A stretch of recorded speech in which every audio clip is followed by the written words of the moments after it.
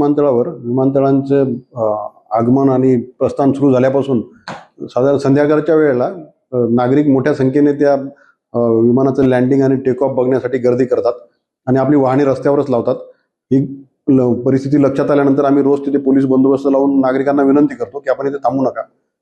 त्याच्याने अपघाताचं प्रमाण पण वाढलेलं आहे. त्याच्या विरुद्ध बाजूला आतापर्यंत 3 प्राणांतिक अपघात झालेले आहेत.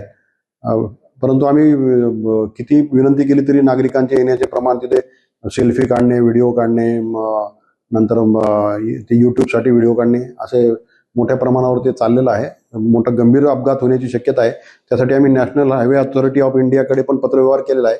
त्यांनी त्या संदर्भात आता कारवाई सुरू केलेली आहे आणि लवकरच ती व्ह्यू कटर तिथे लावणार आहेत. परंतु त्याच्यामध्ये काही वेळ लागू शकतो. त्या काही प्रोसिजर असते.